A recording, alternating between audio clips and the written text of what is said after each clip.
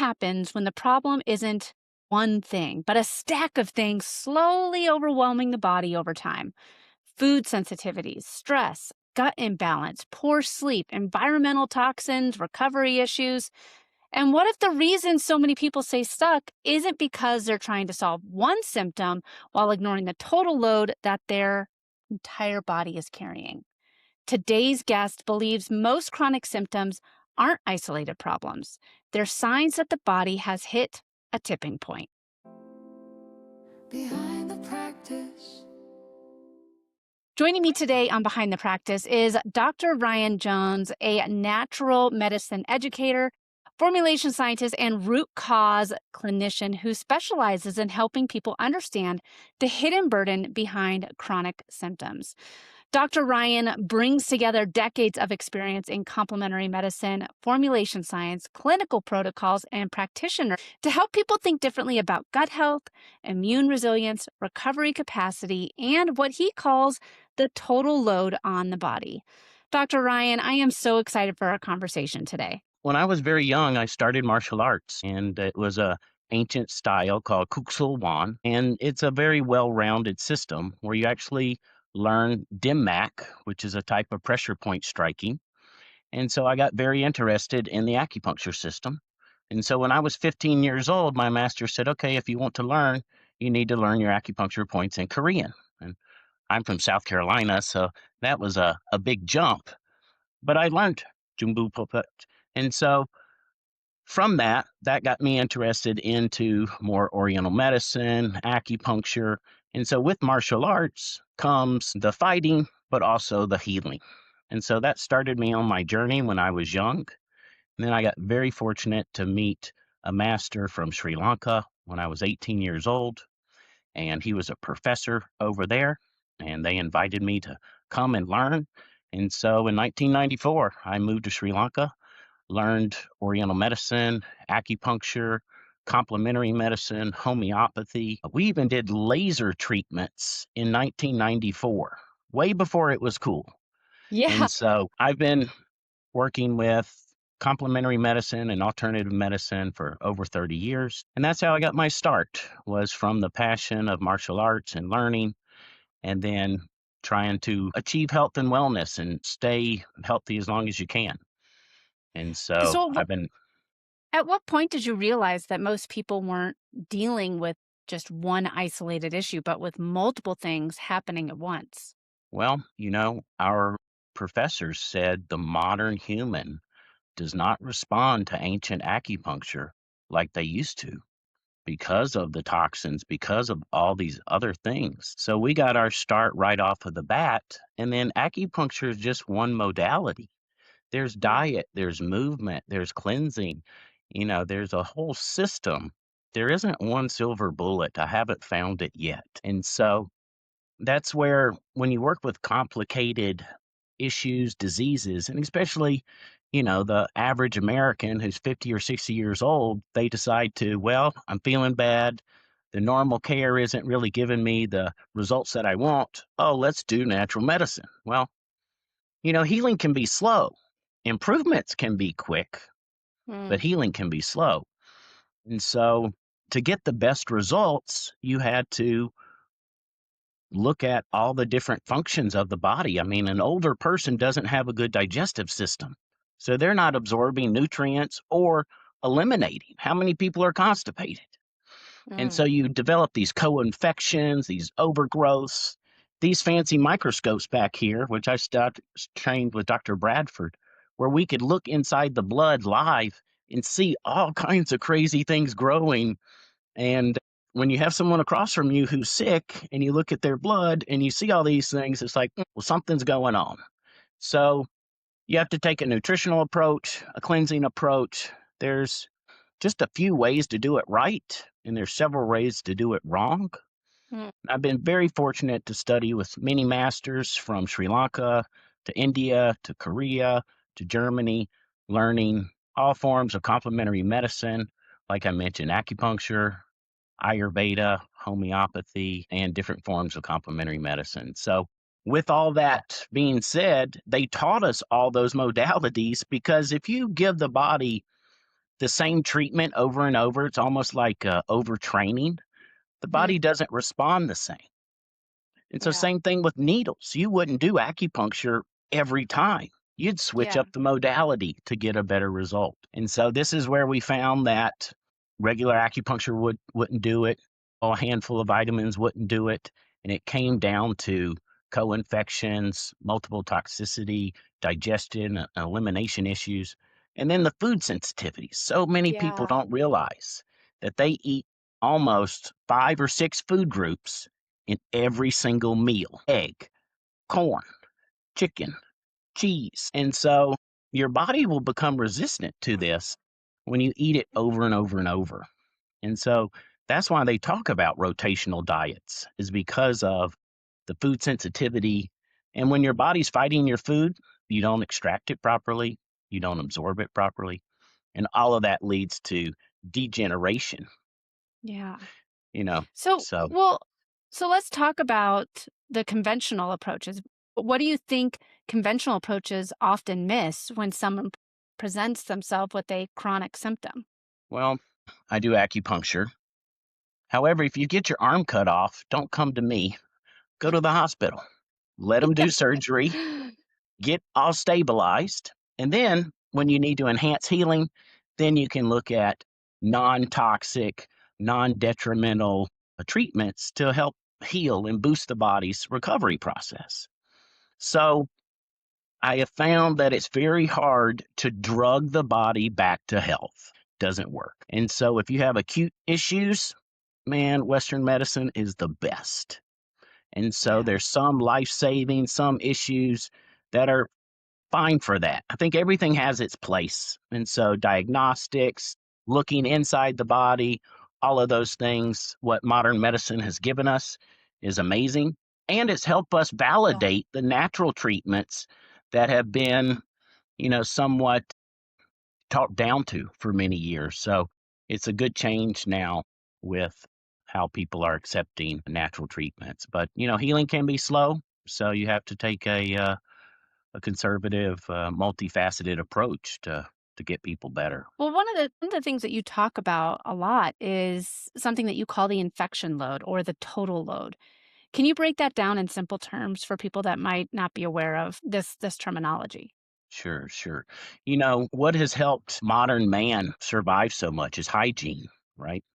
Mm. I mean, the install of sewage and proper hand washing. So, infections can take a healthy person and knock them out real quick, or they can overload a person over time. Yeah. And if you can't eliminate and assimilate your nutrients and toxins, well, the immune system won't be as robust. Co infections can set up.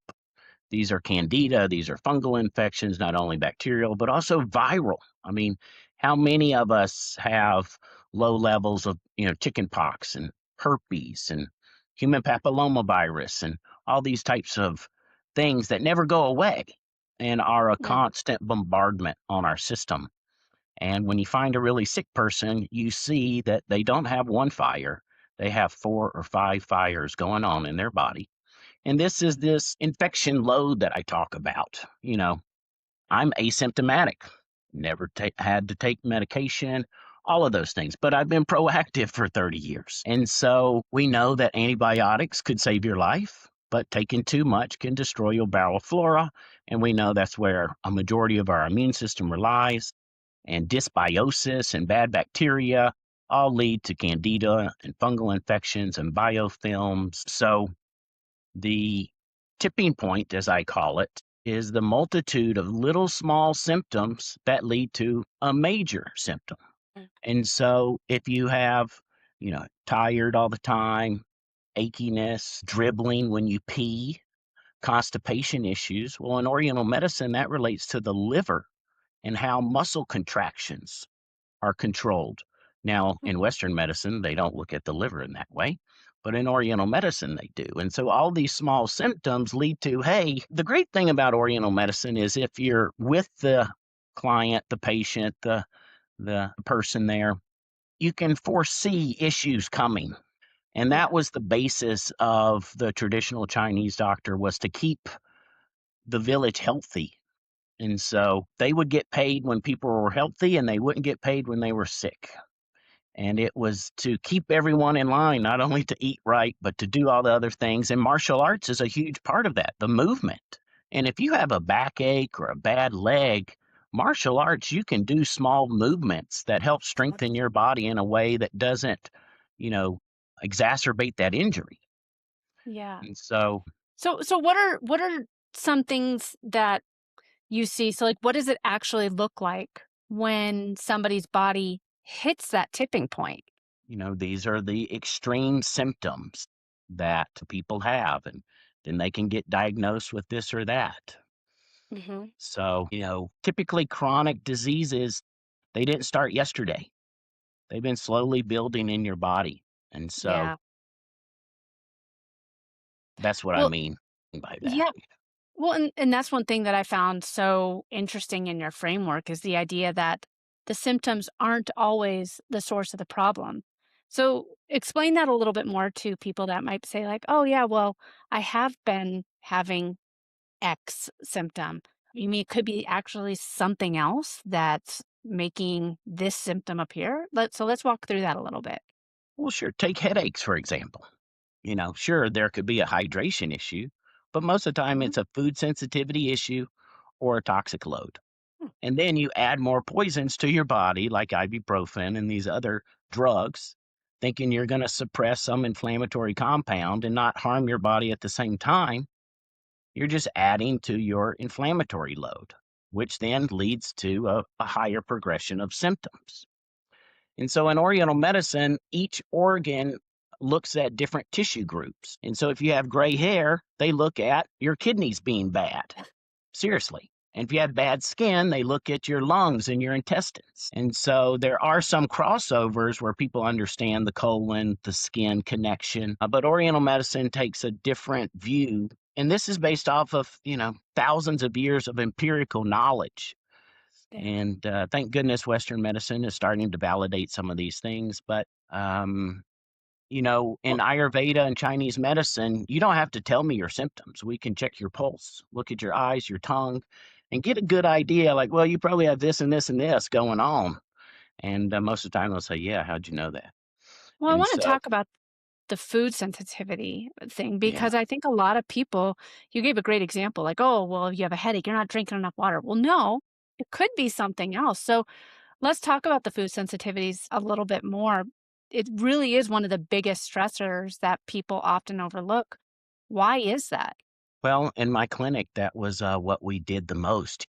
I work on very complicated cases, alternative cancer treatments, oxidative therapies, ultraviolet blood irradiation. But most people have huge inflammatory loads that come from what they're eating. And so, like I said, when you eat the same thing over and over and over, your body builds resistance to it. And so, there's a great technique called NATE, Nambudrapad's allergy elimination technique. And you can actually use a pharmacokinesiology to find your sensitivities to some foods. Now, of course, there's going to some people say, "Oh, that's crazy." Doesn't matter to me. We can tell you if you're eating a food, we can put it in your hand, and if it makes you weak, it's just a sign that your body doesn't love it. And so Yeah. you can come off of it for a while, and your body will get somewhat desensitized to it. However, a lot of blood work does not catch the food sensitivities. And what I found is people have combination food sensitivities. So when they Mhm. eat egg, they're okay. When they eat cheese, they're okay. But every morning, they eat egg and cheese together, and then they have their issue. And Yeah. so the blood test won't catch the combination. And so only kinesiology can test it. And so we actually have people bring in their foods that they're eating and testing it because we're trying to look at a certain bean, well, that doesn't mean that's what you're eating. You could be eating garlic and tomato and bell pepper and that bean, and that's what's Mm. giving you the symptom. And so what we like to do is get people on a mono diet for about a week or two and break that cycle. And they go, "Oh E my God, this and this and went away." And so explain to us real fast what a mono diet is for people that maybe have never heard that term before. yeah, mono diet means, hey, you're trying to eat one thing or maybe two or three things, versus your standard American diet may have 15 ingredients. And 6 of those are the same thing every single meal, corn, sugar, egg, dairy, chicken. People that have sinus issues when they sleep, a lot of times it's the feathers in their pillow, and they have chicken allergies and egg sensitivities, and it leads to stuffy head. Oh, I can't Huh. sleep. Oh, I get a headache when I lay down. Change your pillows. And then also there's microbes in the pillows. I mean, think about all the gross little bugs that live in your mattresses and all these things. And so we're exposed to stuff. And that's where this Yeah. infection load happens. And when the body gets weak, the infection can take over. And that's why you want to do the periodic cleansing. You want to take, natural things that don't hurt your body but can help your body heal more. And if you're in a life or death situation, go to the hospital. Yeah. But if you have a chronic issue, acute medicine doesn't treat chronic issues. I mean, how many people are on high blood pressure medication for 30 years and never do it? But I guarantee you break your inflammatory cycle, you're going to see some of that change and get better. And then who knows if you can get to where you can do it through diet and lifestyle. Everyone's at different levels in the human body. Sadly, Katie, most people come to us broken and they've tried Mm. everything else. And they come to us last and they're like, hey, work some miracles. I'm like, well, you've cut this out, you've done this, you poisoned yourself, and it's been 50 years of that. Um, you're giving us a hard task. Yeah. But still, there can be improvement every time you lower cytokines, lower inflammation, then the body gets, a little bit ahead of it. And so I really suggest if you're having problems that aren't going away, get on a mono diet. Now, what is a mono diet? Well, in Ayurveda, the digestive system doesn't love raw vegetables. They love cooked vegetables. And so sometimes eating salads are very difficult for certain people's digestive system. And of course, anyone with any bowel issues will probably tell you that they go to the bathroom very quickly after eating those. So cooked foods help the people digest better. And so when you're Okay. doing a mono diet, I suggest eating foods that are cooked. We have a program that we put people through that's an Ayurvedic food program. So you're eating a food that you've maybe never eaten before. And of course, you're not going to Gotcha. have a sensitivity to that. And one thing with food sensitivities, they can last for 72 hours. Mm. And the challenge is it can kick in 48 hours later. And this is someone who says, well, I don't even remember what I ate yesterday, but I feel bad today. And so it's so hard for them to put that connection together. So until you break the cycle and at least give them 3 or 4 days of nothing that they're sensitive to, then they can understand, hey, I have less congestion. Hey, I didn't get Yeah. a headache. Hey, I pooped today. There's some people that don't poop that often, and that will build up in your body and lead to headaches and Yeah. inflammatory issues and stuff. So we're just like an engine. If you don't clean the Yeah. filter, you don't put good gas in it, it's not going to run right. It may roll down the road, but do you want to survive or do you want to thrive? And that's Yeah. where, I want to thrive. And so Well, and you personally, I do cleansing twice a year, oh, whether I okay. need it or not, but I know I need it because we're aging bodies, we're aging athletes. Well, and you talk about not overwhelming the body, and I think that by doing it just twice a year helps pace things, right? So let's talk about why it's important to just do it slowly or every now and then, like you said, twice a year. Why is it so important to pace your body and not just overwhelm it? Well, if you're a healthy person, maybe you can do some of these extreme cleanses, water fasts, and stuff. I don't suggest it for Yeah. newbies or for sick people. We do not do that in the clinic. And we actually put you on a food cleanse for your first week. Then maybe we'll step into deeper levels of that. But some people feel great on the water fast because they're not eating their food sensitivities Yeah. and they're not eating their foods with their insulin spiking up and down or their blood pressure spiking up and down from the food that they ate. And they think, oh, that's a good thing. Well, just eliminate the cause. And that's what Oriental medicine and Ayurveda and complementary medicine are the original root cause medicines. And there's just some principles of healing and cleansing and not overdoing. Yeah. Overtraining. Look at a marathon runner. Some of them get sick after the race because of how it hurt the immune system, whether from a Hmm. hydration issue or inflammatory cytokines or other things. But extreme healing, take it slow. Um, Yeah. So for someone that's listening right now Right. who might be feeling overwhelmed or exhausted or inflamed or stuck or having symptoms that they thought were something else, where should they begin? Well, you want to get the elimination pathways in your body open. So you need to be pooping, you need to be sweating, so you need to be putting in enough water for all of that to happen. And you need to look at what you're eating. If you're not eating clean foods, and there's we can get into that, but if it's not a real thing that you're cutting up and cooking at home, well, who knows what the restaurant gave you? Who knows, these oils that they use in the restaurant are heated at very high temperatures for many hours. That's not good. Yeah. I Yeah. mean, if you're going to fry something, do it fresh, not, and then of course we want to use stable oil, saturated fats, these types of things for cooking.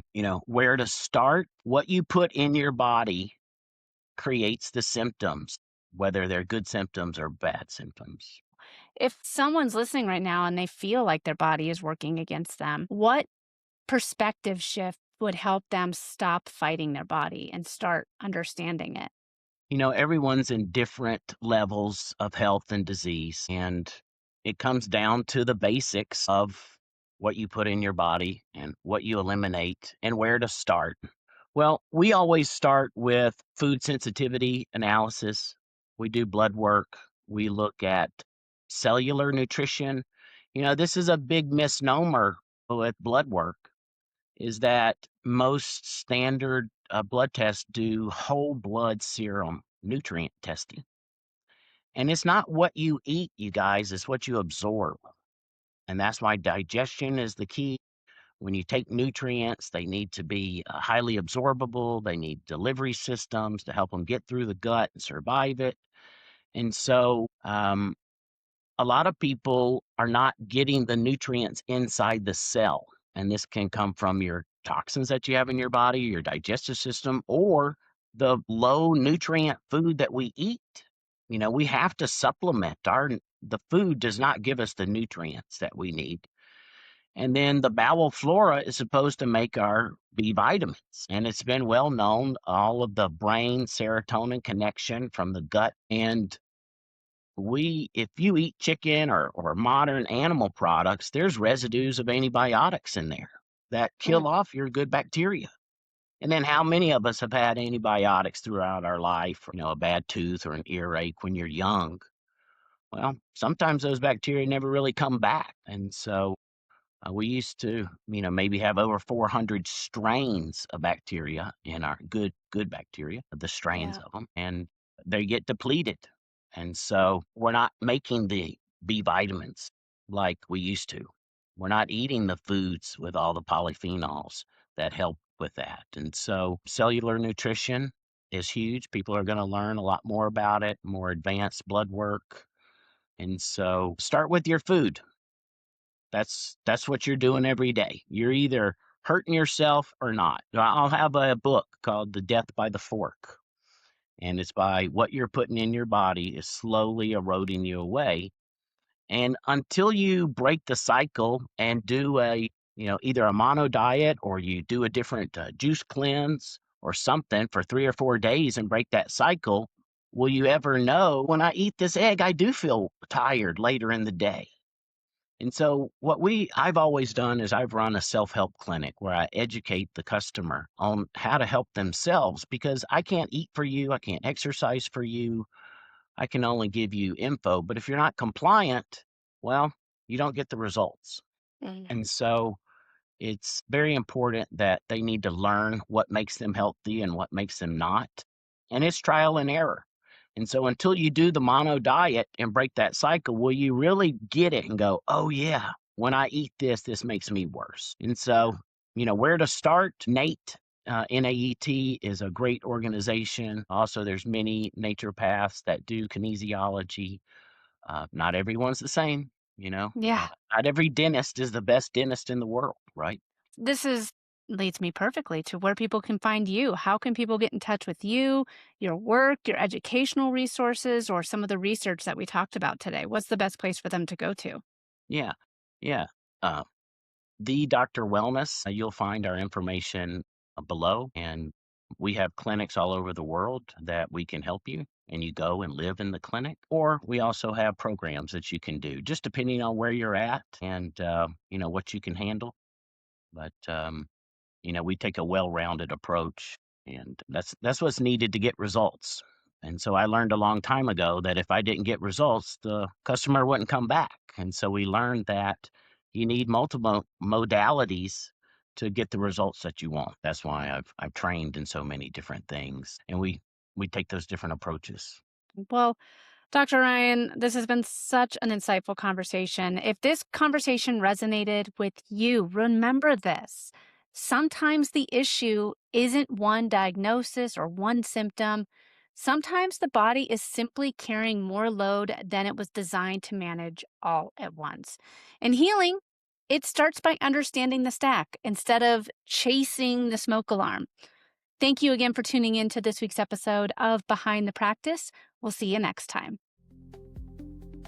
Behind the Practice is produced by Next Step Social and Podcasting and hosted by Katie Brinkley and Sean Quintero. A special thank you to our guest today and everyone who made this episode possible. For more information or to be on the show, visit nextstepsocial.com.